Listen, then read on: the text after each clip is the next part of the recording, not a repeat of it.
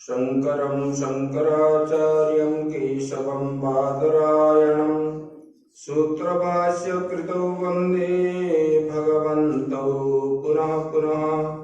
ईश्वरो गुरुरात्मेति मूर्तिभेदविभागिने व्योमवद्व्याप्तदेहाय दक्षिणामूर्तये नमः। गुरुर्ब्रह्मा गुरुर्विष्णु गुरुर्देवो महेश्वरः गुरुः साक्षात् परं ब्रह्म तस्मै श्री गुरवे नमः। सशंखचक्रं सकिरीटकुण्डलं सपीतवस्त्रं सरसीरुहेक्षणं सहारवक्षस्थलकौस्तुभश्रियं नमामि विष्णुं शिरसा चतुर्भुजम्। बोलिए सच्चिदानंद भगवान की, सद्गुरुदेव महाराज की। ओम नमः पार्वती पतये हर हर महादेव। महात्मा को आसन यहाँ कुर्सी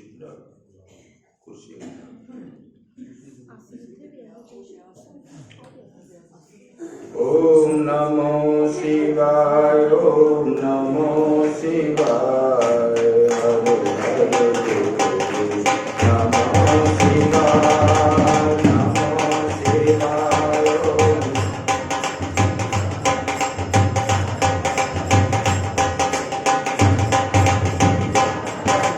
नमो शिवाय ओम नमो शिवाय हरे हरे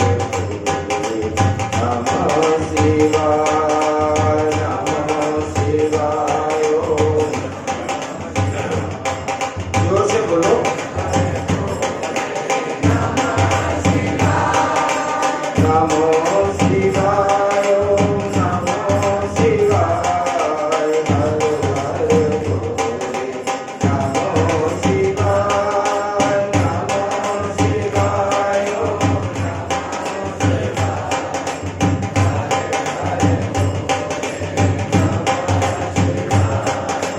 नमो शिवाय ओम नमो शिवाय हरे हरे नमो शिवाय ओम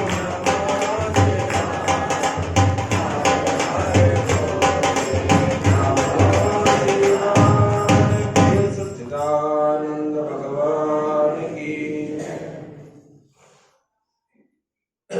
कण कण में व्याप्त परम ब्रह्म परमात्मा के स्वरूप अपने आश्रम के जो संस्थापक उनके चरणों में सत सत नमन करते हुए उपस्थित स्वामी जी महाराज के चरण में सत सत नमन। श्रद्धेय भक्तवृंद भक्तिमयी माताएं, भगवान ने सब शास्त्र में बताए सर्वधर्मान परित्यज्य मामेकं शरणं व्रज। बोले कि धर्म तो एक है, फिर सर्वधर्मान क्यों बताए? मतलब अपने इंद्रियों का जो धर्म है, धर्म एक ही है, धर्म कोई अलग नहीं है। धर्म जो है सनातन ही है। बाकी आप जिसको धर्म बोलते हो वो धर्म नहीं है, वो मत है, पंथ भी नहीं है, संप्रदाय भी नहीं है, क्योंकि उसमें व्युत्पत्ति शब्दों का अर्थ अलग अलग निकलता है। सम्यक ज्ञान जिसमें प्रदान होता है उसको बोलते हैं कि संप्रदाय। लेकिन उसमें तो हिंसा की बात बताई गई है, इसलिए वो धर्म नहीं है, वो मत है, उन लोगों का मत है।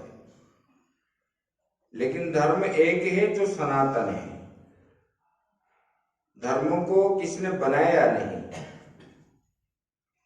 सृष्टि से पहले वो है, भगवान ने भी नहीं बनाए। धर्म पहले ही है। धर्म किसको बोलते हैं? जो बोले कि जिसको हम धारण और पोषण करते हैं उसी को धर्म कहा जाता है। ध्री धातु से धारण पोषण अर्थे धर्म बताया गया। तो यहाँ भगवान ने बताया सर्वधर्मान परित्यज्य। ये जो सर्वधर्मान की बात कही गई है, अपने जो 5 ज्ञानेंद्रिया और मन है और 5 कर्मेंद्रिया, 11 इंद्रिया है अपने अंदर, जिसके द्वारा हम कर्म करते हैं वो कर्मेंद्रिया है। जिसके द्वारा हम अनुभव करते हैं वो ज्ञानेंद्रिया है। रसगुल्ला खाते हो तो रसन इंद्रिय के द्वारा आप अनुभव करते ये मीठा है या खट्टा है या कसा है।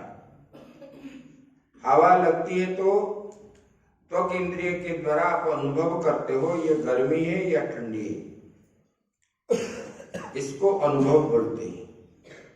और वो 5 जो है ज्ञानेंद्रिय, तो इनका जो धर्म है,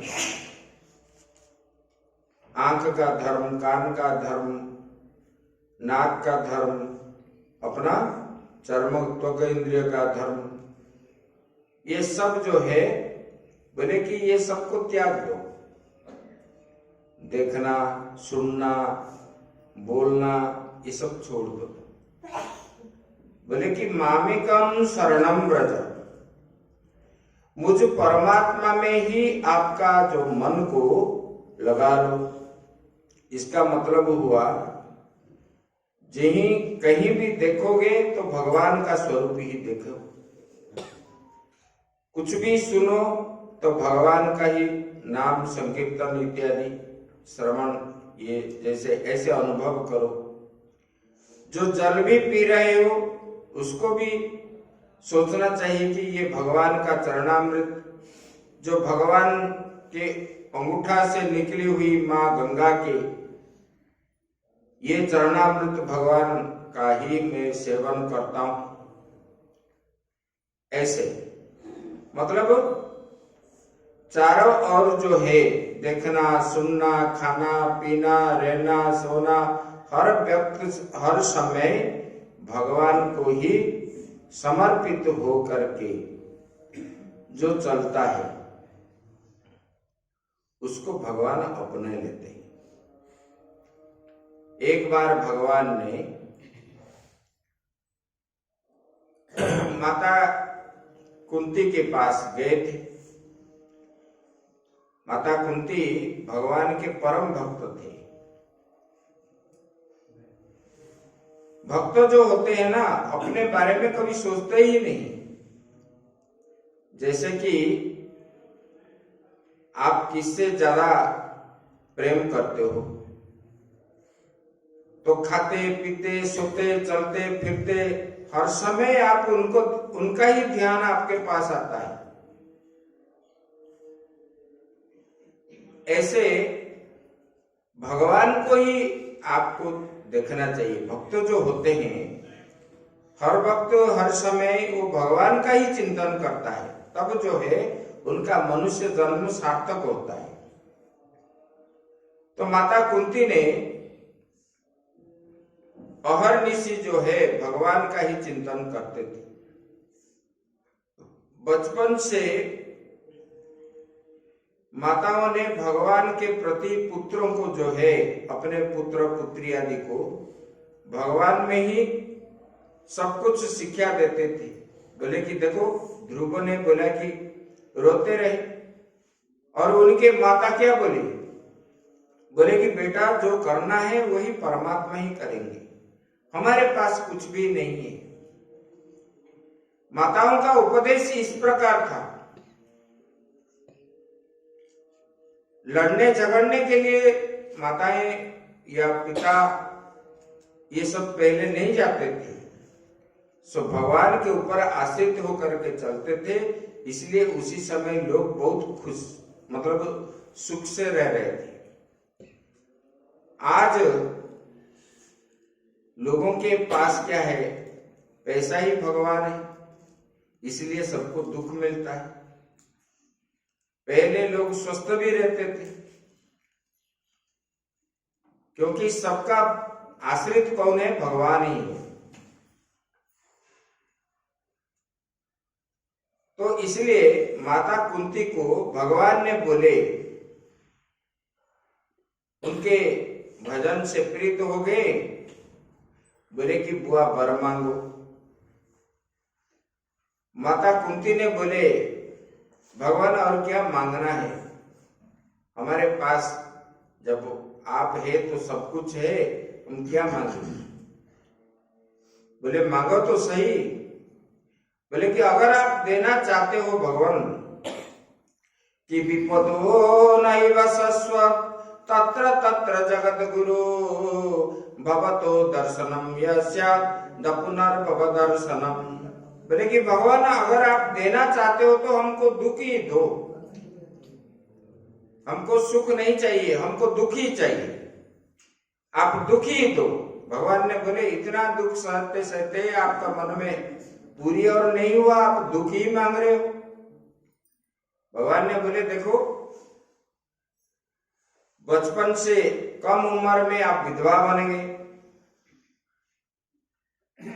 फिर जो है यहाँ आए तो आप चक्रवर्ती सम्राट के पत्नी थे, रानी थे, महारानी, और यहाँ आपको जो है धृतराष्ट्र ने नौकरानी जैसे व्यवहार कर रहा है, फिर राज्य से निकाल दिया, जंगल में भटक रहे हो, पुत्रों ने भिक्षा करके अपना जीवन निर्वाह करते हैं ब्राह्मण जैसे, क्षत्रिय होने पर भी, फिर भी आप मन में दुख नहीं है, मतलब दुख भरा नहीं और दुख मांग रहे हो। बोले कि ऐसे नहीं भगवान, देखो भक्त कितना उदार होता है, भगवान जैसे उदार है भक्त भी उससे और ज्यादा उदार है। बोले कि भगवान विपत्ति व्यक्ति को आने पर ही आप मिलते हैं, दर्शन भगवान विपत्ति जब आती है तो विपत्ति से आपको बुलाने पर ही आप दर्शन देते हो कि विपदो नैव शाश्वत। और ये विपत्ति क्या है, ना चिरस्थायी होकर के नहीं रहता, आप जब आ जाते हो तो वो भाग जाता है। जैसे अंधकार था, प्रकाश आने पर अंधकार चला जाता है, इसी प्रकार भगवान आपका दर्शन होने पर दुख कहाँ दुख होके रहता है, वो तो सुख में बदल जाता है। जीव को सब कुछ प्राप्त होता है, धर्म अर्थ काम मुख्य 4 पुरुषार्थ प्राप्त होता है। इसलिए भगवान हमको दुखी चाहिए, सुख हमको नहीं चाहिए। आपको भगवान जांचेंगे तो आप क्या बोलोगे, दुख मांगोगे? कोई नहीं मांगेगा। हमको इतना अरब करोड़ दे दो भगवान, इतना सोना चांदी आलीशान बंगला दे दो, ये कभी भी शांति नहीं मिलेगी। मान लो आपको किसने कहीं मिल गया तो आपको नींद नहीं आएगी, ये पैसा मैं क्या करूं क्या करूं, चिंतन करते करते चोरी हो जाएगा, ये हो जाएगा, इनकम टैक्स वाले आ जाएंगे, गवर्नमेंट रेड कर लेगा, ऐसे आपको दिन रात जो है नींद नहीं आएगी, बीमार पड़ जाओगे हार्ट अटैक से, फिर अपना जीवन भी चली जाएगी। धन से कभी शांति नहीं है, शांति किसमें है? परमात्मा में ही से। इसलिए भगवान ने बताए वेद में, भूमैव सुखम ना अल्पे सुखम नास्ति। छंदो अथर्व वेद में आया, छंदोग्य उपनिषद में, भूमैव सुखम, भूमा मतलब परमात्मा ही सुख का स्वरूप है, उसी में ही सुख प्राप्त होता है। ना अल्पे सुखम नास्ति, जो ये नाम रूपात्मक जगत दिख रहा है इसमें कभी भी सुख नहीं है, कभी भी, ना स्त्री में है, ना पति में है, ना पुत्र में है, ना पुत्री में है, ना धन में है, ना घर में है, किसी में भी शांति नहीं है। शांति वही परमात्मा से ही शांति प्राप्त जीव को होता है। इसलिए बताया गया भूमैव सुखम। देखो गोपियों ने कितना, एक क्षण भगवान अदृश्य हो गए, वो जैसे बाबरी हो गए, ढूंढने लगे, उनको कितने जुगों से हम नहीं मिले भगवान को, इसी प्रकार उनका भाव बन गया। और अंधकार रात्रि में उन्होंने भगवान को ढूंढने लगे, डरे नहीं, यहीं हो गए वहीं हो गए, जमुना के किनारे, और वो हर जगह में। फिर कैसे भगवान का नाम को स्मरण करते करते ढूंढने लगे, ऐसे खाली में नहीं घूमे। न खलु गोपिका नंदनो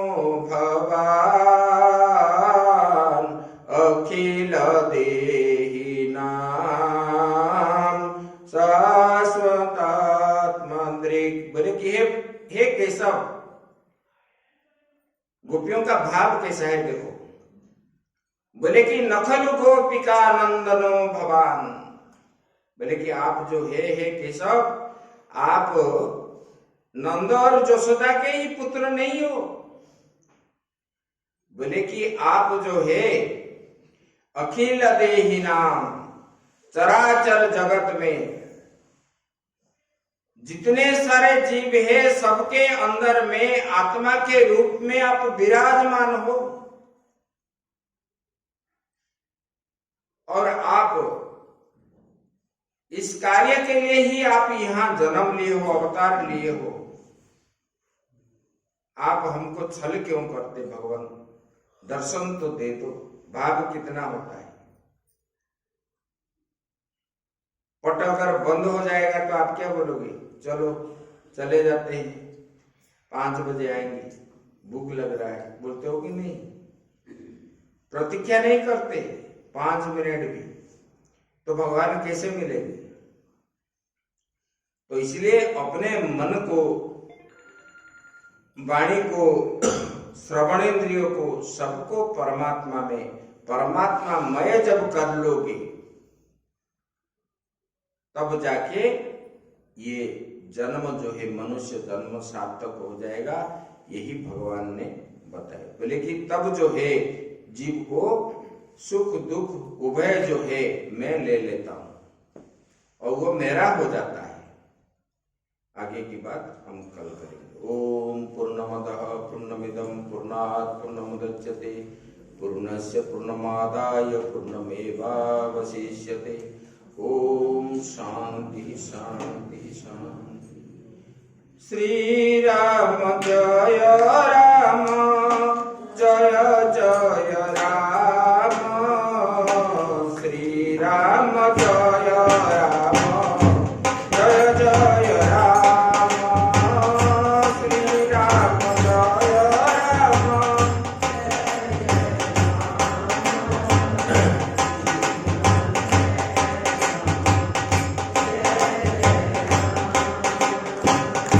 श्री राम जय